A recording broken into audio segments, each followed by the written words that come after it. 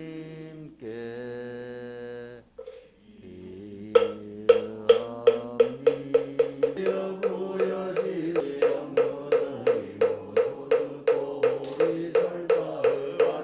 저희 칠불사 선차 학술대회에 이렇게 참석해 주셔서 너무너무 고맙고, 오늘 또 일기가 불순한데도 이렇게 참석해 주신 여러분들께는 우리 칠불사 사부대중의 이름으로 여러분들 진심으로 환영하는 바입니다.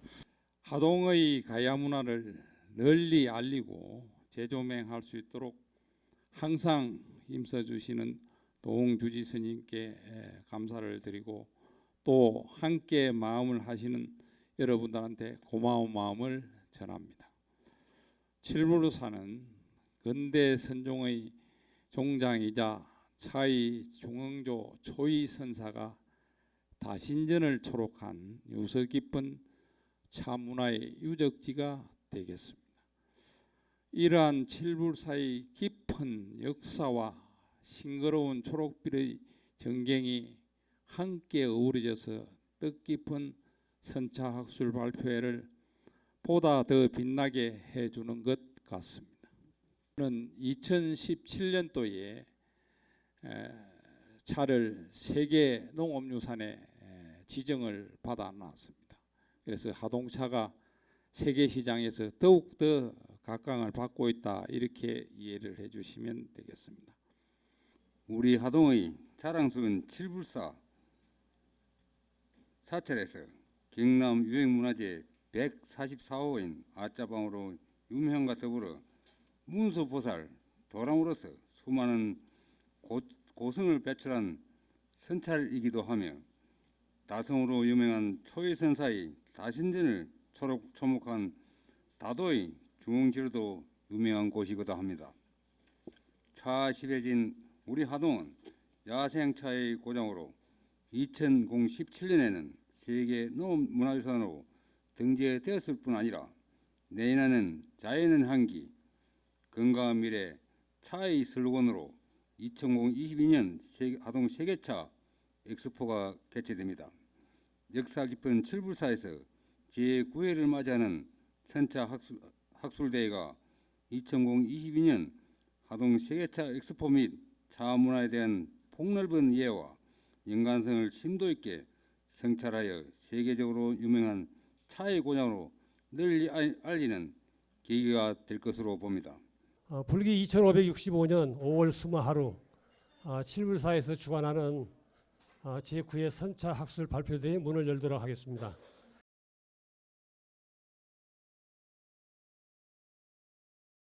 오늘 내용은 사실은 백파긍선의 선문수경에 나타난 선종분류 고찰인데요. 초이 스님과 관련된 그 내용을 찾다 보니까 이 논문으로 제가 발표를 하게 됐습니다. 초이 스님과 아주 쌍벽을 이룰 정도로 굉장히 두 분이 그 조선시대 하면은 굉장히 유교가 셌었죠. 그래서 불교가 거의 뭐 없다고 할 정도로 힘들었던 시대이긴 하지만 이 백파 스님과 초이 스님에 의해서 선이라고 하는 것이 굉장히 논쟁이 있었습니다. 그래서 100년에서 150년에 걸쳐서 선 논쟁이 있었던, 그리고 초이 스님과의 그런 논쟁이 선을 이렇게 일으키게 되는 그런 계기가 됐던 그런 내용입니다. 그래서 이제 그렇게 주제를 좀 잡아봤고요. 포인트는 이렇습니다. 굉장히 스님들도 굉장히 어려운 내용인데 어떤 내용이냐면, 쉽게 말하면 이제 그 우리 한국 불교는 임재종맥을 잇고 있습니다. 그 남종선인데요. 임재 스님의 수처작주, 임재 스님의 법맥을 잇고 있는 우리 한국 불교가 그래서 이 임재 스님의 3구가 있습니다. 3구, 1구 있고 3구가 있는데, 쉽게 말하면 이 3구를 쉽게 이제 좀 편해서 말씀드리자면 무슨 내용이냐면, 우리가 좋은 사람을 만나면 첫눈에 알아보죠. 말이 필요 없죠. 그게 1구입니다. 일구고요. 입구는 뭐냐면은 입구는 좀 더 표현을 하는 거예요. 이게 무슨 표시죠? 하트 표시죠. 이런 표시를 하고 뭐 이런 표시를 하면서 알리는 게 이제 입구예요. 좀 더 나아가는 거죠. 삼구는 뭐냐면은 I love you, 뭐 you love me 이런 그거를 계속 표현을 해서 알아먹도록 계속 이해를 시키는 게 삼구입니다. 그래서 임재 스님의 삼구를 일구에 깨달으면 불조의 스승이 된다. 부처님과 조사의 스승이 된다. 이런 내용이 일구고요. 입구는 입구에서 두 번째에서 깨달으면 인천의 스승이 된다. 근데 삼구에서 깨달으면은 자기도 구제하지 못한다. 이런 삼구를 가지고 백파스님께서 선종을 분류하고 그런 내용입니다. 그래서 모든 잣대는 이 삼구로 잣대를 대야 된다. 이런 게 포인트입니다. 오늘 내용이. 그래서 그거에 대한 조금 설명, 부연 설명을 PPT를 보면서 설명을 드리도록 하겠습니다. 네, 목차를 보시면 이제 머리말 있고 선종의 이제 어떤 종지, 선종의 종지에 따라 분류한 그 흐름이 있습니다. 그래서 개괄적으로 잠깐 살펴보고요. 그리고 이제 백파긍선 스님의 선종 분류, 백파 스님이 어떻게 분류를 하셨는가 이런 거 좀 살펴보고요.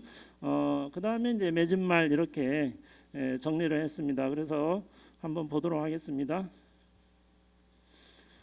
방금 설명드린 대로 조선시대에는 유교가 국시로 삼는 시절이었기 때문에 불교가 굉장히 힘들었던 그때에도 조선시대 조선 말에 백파스님과 초이스님에 의해서 한 번 더 이렇게 선이 알려지는 그런 시기가 있었습니다. 그래서 이제 그 중국에서는 이제 당나라 시대 선종이 확산되면서 스승과 제자들 사이에 조사선이 이렇게 이어져 있죠. 우리나라는 조사선도 있고 가나선도 있습니다. 그래 지금은 현재는 이제 가나선이 화두를 통해서 하는 수행이 주를 이루고 있고 그렇지만 조사선도 있고 가나선도 있죠. 그래서 이게 그 정성본 스님의 중국 선종의 성립사 연구라는 내용에 이런 내용이 나옵니다. 예를 들면 어떤 게 있냐면은 능가종의 달마 스님으로부터 능가종의 사자 전승에 관련된 능가사자기가 있고요. 그다음에 그 신수 북종선으로 유명한 신수 스님의 전법보기가 있고, 그다음에 이제 육조 해능 스님으로 알려져 있는 보리달마 남종정 11혼이라는 책이 있습니다.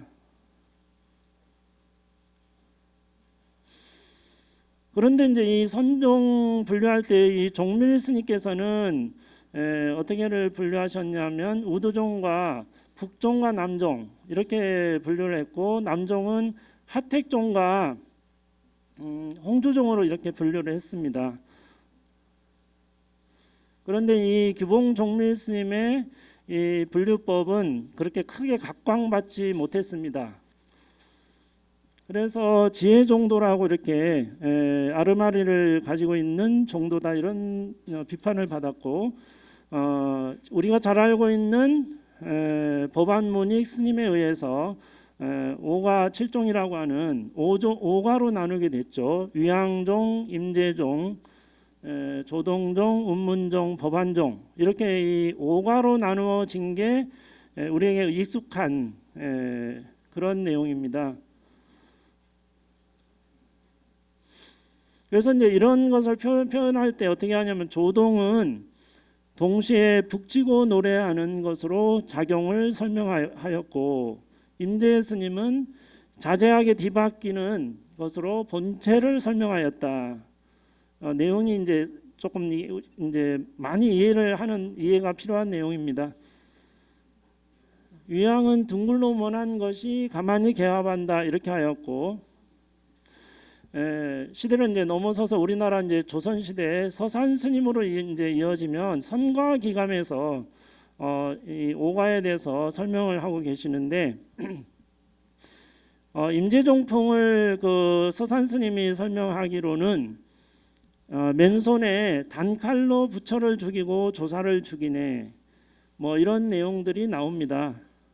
참고하시고 조동갑풍에 대해서는 이제 어떻게 설명하시냐면 방편으로 오의를 열어서 상중하의 삼종근기를 잘 접하하며 보검을 비껴 뽑아 여러 견해의 빽빽한 숲을 베어버리고 뭐 이런 내용들이 나오고 있고요. 음문갑풍은 또 어떻게 나오느냐 하면은 칼날 밑에는 살아날 길이 있으나 철벽 속에서는 빠져나갈 문이 없다. 이런 내용이 있고요. 위양종풍에 대해서도 스승과 제자가 창하고 화답하니 부자가 한 집안이라 옆구리에 글씨를 써서 머리에 뿔을 높이고 실내에서 사람을 증엄하여 사자의 허리를 꺾는다. 뭐 이런 내용이 있고요. 다섯 번째 법안갑풍에 대해서 말 가운데 울림이 있고 문자 속에 칼끝을 간직하였다. 해골은 항상 세계와 관련하고 콧구멍은 가풍에 닿는다. 이게 이런 내용은 인천 안목에서 인용을 하고 있는 것이 있습니다. 이제 서산 스님의 성가기감에서 이런 내용이 나오는데 서산 스님의 이제 또 우리가 익숙한 내용으로 이제 해탈시가 있죠. 아까 그 내용보다는 우리가 이해하기가 쉬운 내용입니다. 근심 걱정 없는 사람이 누군고, 출세하기 싫은 사람이 누군고, 시기 질투 없는 사람이 누군고, 흉허물 없는 사람이 어디 있겠소. 가난하다 서러워 말고, 장애를 가졌다 기죽지 말고, 못 배웠다 주눅들지 마소. 세상살이 다 거기서 거기외다. 이런 내용이 있어서 제가 한번 인용을 해봤습니다. 다시 내용으로 들어와서 백파 스님은 선문수경에서 어떻게 밝히고 계시냐면 선종을 이해할 때는 이렇게 이해를 해야 된다는 말씀입니다. 선종 문화에서 나온 말이나 문구를 궁구하고자 하는 사람은 인천 안목과 선문 오종 강요, 선문 강요집을 반드시 제일 먼저 구하여 읽되 무엇보다 먼저 임재상구의 의미의 행상을 공부한다면 환히 밝아져 의심이 사라질 것이다. 이런 내용이 나옵니다. 아까 서두에 제가 설명드린 내용대로 임재상구가 중요하다는 그런 말씀입니다.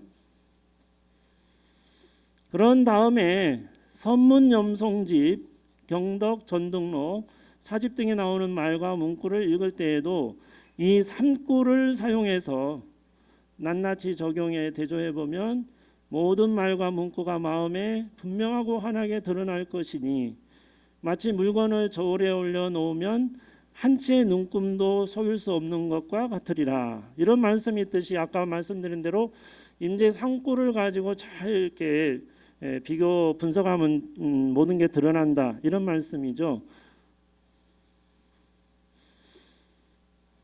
그래서 백파 스님은 공부하는 사람의 독서에 대한 순서를 이렇게 제시하고 계십니다. 인천 안목의 내용을 잠깐 한번 보자면 이 책은 송나라 회암지소 스님이 편찬한 것인데요. 이 책에서 그 오가의 순서를 임재종하고 위양종, 조동종, 운문종, 법안종 이렇게 나열하고 있고 이것을 소개하고 있습니다. 이 책은 중국에서도 간행이 되었고 고려 때에도 간행이 되었습니다. 그래서 고려 때 간행된 인천 안목의 오가 분류 순서가 이렇게 원래의 책과는 다르게 나옵니다. 그래서 임재종, 운문종, 조동종, 위양종, 법안종 순서로 바뀌어 있습니다.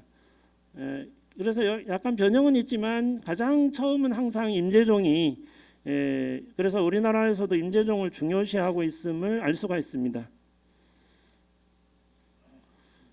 그리고 선문 5종 강요의 순서를 보면 이 책은 조선 후기 환성 지안 선사, 우리나라의 모든 스님들은 그 환성 지안 선사의 법맥을 잇고 있습니다. 굉장히 중요한 스님이신데요.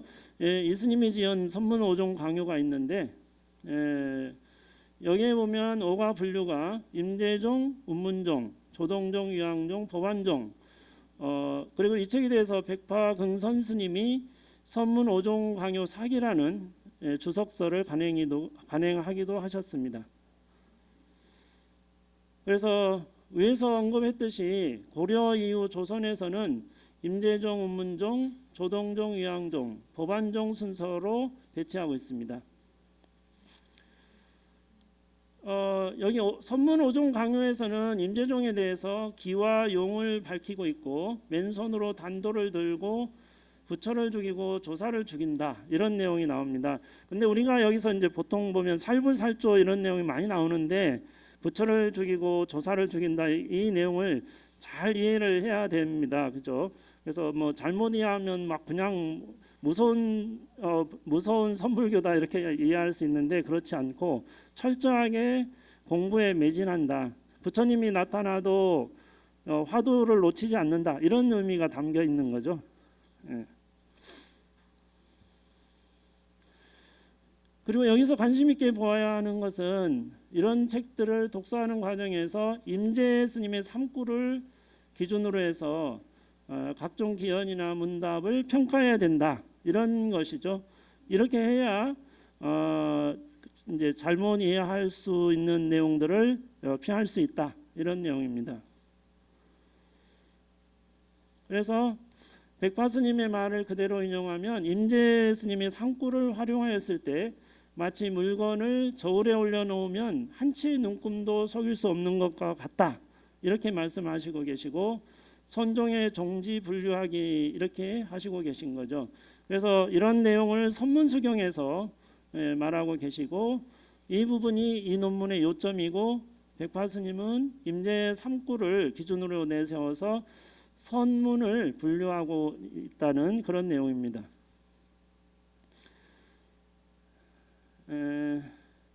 그래서 1구에서는 도구나 수단 자체의 개입이 원천적으로 허용되지 않는다. 이것은 마치 1구에서 깨달으면 어떤 내용이냐, 허공에 도장을 찍는 것과 같다. 허공에 도장을 찍는 것은 표시가 안 나는 거예요.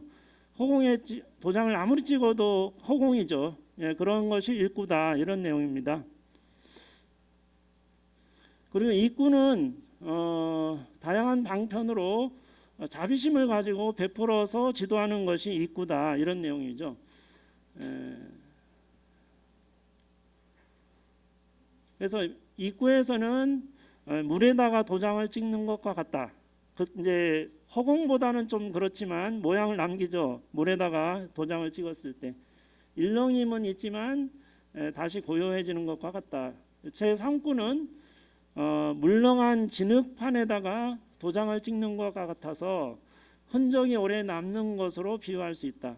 진흙판에다가 도장을 찍으면 자국이 남는 거죠. 그래서 3구는 그런 것이다 이렇게 표현하고 있고, 그리고 이제 그 초일 스님과 백파 스님이 가장 그 대립했던 대목은 바로 이 대목이죠. 조사선, 열애선, 의리선이라고 백파 스님은 3종선으로 분류를 했습니다. 1구에서 깨달으면 뭐라고요? 조사선이고, 2구에서 깨달으면 열애선이고, 3구에서 깨달으면 의리선이다. 그래서 이제 초이 스님은 이 의리선이라는 것은 자기 자신도 구제하지 못한다 고 했는데, 조사선에서 이야기하는 제3구는 그래도 의리선으로 배대할 수 없다고 하신 게 초이 스님의 입장입니다. 여기 계신 분들은 어떻게 그 백파 스님의 의견에 맞으신지 초이 스님의 의견에 맞으신지 모르겠습니다. 저는 개인적으로는 백파 스님에 대해서 지금 이렇게 저기 했지만은 초이 스님의 입장에 좀 많이 있습니다. 왜 그러냐면은 조사선은 어디까지나 그 조사선인 것이지, 거기에 3구를 통해서 깨달으면 이제 그게 조사선인 것이지, 그거를 의리선인으로 이렇게 낮춰서 학원기로 이렇게 볼 수 있느냐 이렇게 보고 있거든요. 근데 사실은 백파 스님으로 의견으로 봐도 이 맞고요. 또 초일 스님 의견으로 봐도 맞고, 저는 어느 것이든지 다 맞다 이렇게 할 수도 있고 둘 다 틀렸다고 할 수도 있고 네, 그렇습니다. 초일 스님은 선문사변만화에서 다음과 같이 말하고 있습니다. 종지를 주고받는 방법에 말에 의지하거나 말 외의 수단에 의지하거나에 따라서 두 선이 나뉘며 전수하는 법의 본체가 두 가지인 것은 아니다. 방법에 따라서 이제 분류가 되지만 본체는 같은 것이다 이렇게 말씀하고 계시죠. 맺은 말입니다. 시간이 얼추 다 됐는데 초이 의순 스님은 특히 백파 긍선 스님이 분류한 삼종선 중에서 의선 부분에 대해 다른 견해를 내었습니다. 의리선을 둘러싼 갈등이 당시부터 생겨나기 시작했고 이름 붙이는 방식을 비롯하여 의리선을 가장 하열한 것으로 평가하는 것에 대해서 초이 의순 스님은 못마땅하게 생각해서 선문사변만어를 지어서 비판을 하신 거예요. 그래서 이제 선문사변만어에 거기에서는 조사선과 열애선, 의리선과 격애선 이런 것으로 이렇게 각각 설명을 하시면서 삼종선을 비판을 하셨죠. 그래서 언어나 문자를 사용하는 점에서는 의리선이나 열애선은 같다. 열애선은 부처님의 선이라는 건데 부처님처럼 자세하게 그 가르침을 펴신 거죠.